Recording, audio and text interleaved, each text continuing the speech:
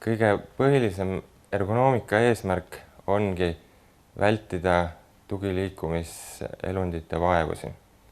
Et kogu see käsitlus ongi see, et kuidas inimene saaks kõige kergemini ja kõige lihtsamalt seda inimest pöörata niimoodi, et see toimuks kiiresti, aga see toimuks väikse koormusega endale.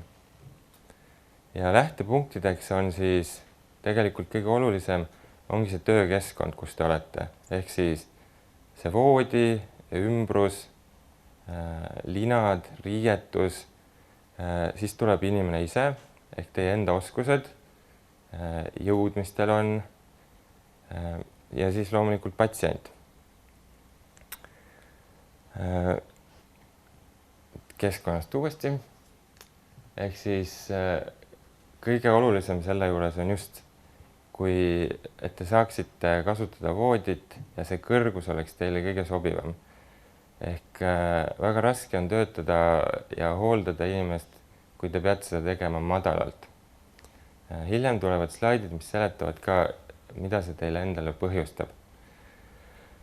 Loomulikult, kui ei ole ebapiisavalt ruumi või voodile saab läheneda ainult ühelt poolt, aga selleks on ka võte, kuidas siis saab pöörata, kui teisel pool on sein. Ja loomulikult siis see, et oleks valgustus ja sobiv riietus. Nüüd tegurid, mis mõjutavad, ongi otseselt patsiendi enda kehakaal. Samamoodi mõõtmed, kui lihtsalt te saate haarata, kui lihtne on teda liigutada. Kas patsient on üliaktiivne, väheaktiivne, et kas tema liigutamisel võib tekkida selliseid liigutusi patsiendi poolt, mis võivad teid näiteks tasakaalust välja ja võivad teile ohtlikuks muutuda. Ja loomulikult vahendid, et kas teil on piisavalt ja õiged abivahendid, et teil oleks lihtsam. Ja teie enda puhul siis on oluline just teie enda pikkus ja sellest oleneb just see, et kui mida pikem inimene ja mida madalam voodi, seda koormav on see tegelikult teie enda tervisele. Siis füüsiline võimekus ehk teie enda lihasjõud kõige lihtsamalt võttes. Tervislik seisund ja teadmised. Ja hoolitsemine oma tervise eest tegelikult see punkt on siin sellepärast, et ergonoomika näeb juba seda ette, et ka inimene, kes töötab patsiendiga, peab liikuma, ise aktiivne olema, et tal oleks vähem pingeid, vähem seljavalvusid, sest seda vajalikum ja tarvilikum on ta tegelikult oma lähedasele. Soovitused raskuste tõstmisel ja need on võetud tegelikult meie enda seadusandlusest, mis on olemas ergonoomika osas. Need viited tulevad ka hiljem.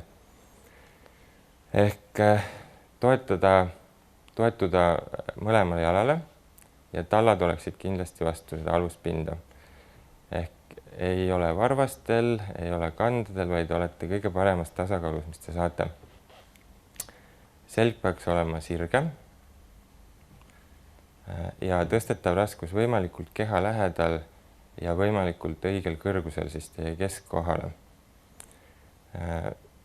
Tõstmisel tuleb tõsta jalgadega ja see on esmane ergonoomika põhimõte. Ehk ei tõsta seljaga, ei tõsta kätega, ei tõsta abaluudega, vaid just kasutate selleks oma jalgu. Liigutate patsiente samamoodi läbi jalgade. Keerata. Kui patsiendi on vaja keerata, siis alati jalgadest. Ehk kõige lihtsam, mitte ei hakka teda kuskilt lükkama, vaid just see, et te tõmbate enda poole. Ja võttes sellest siis põlvest kinni, mis on ennem siis kõverdatud. Istudes tõstmine on kõige koormavam üldse teie seljale. Ja igasugused äärmuslikud võtted, asendid, need pigem ennem natukene mõelda ja siis vaadata, kas saab kuidagi teisiti. mõned asjad korduvad, aga siis oluline on see, et te kasutaksite võtteid, ehk siis see teine punkt, mis toetaks teie selga. Kui võimalik, siis minge jalgupidi voodisse või pange üks jalg voodisse või käsi, mis hetkel patsienti hoiab, toetage see voodi peale, sest sealt te saate samamoodi jälle endale tuge. Ja loomulikult on see, et patsienti ei kanna kätel, et käed on ikkagi ainult hoidmiseks ja haaramiseks. Kõige parem on siis see, et selg on sirge, põlved puusaliigestest kõverdatud, et ei ole sirgete liigeste peal ja õlad on all ehk siis õlgu ja pinges asendis. Ja nagu öeldud, jalgade jõul ja oluline on, kui on võimalik, et te saate tõmmata. Tõmbamine on lihtsam kui lükkamine.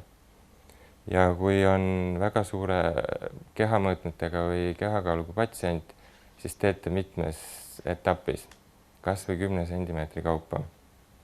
Ja abivahendid lihtsustavad oluliselt, neid pärast me näitame siis. Need on kõik võetud tegelikult Tööinspektsiooni, Statistikaameti ja Euroopa Tööohutuse Töötervishoiu Agentuuri leheküljelt, enamus sellest materjalist. Need on kõik kättesaadavad vabalt.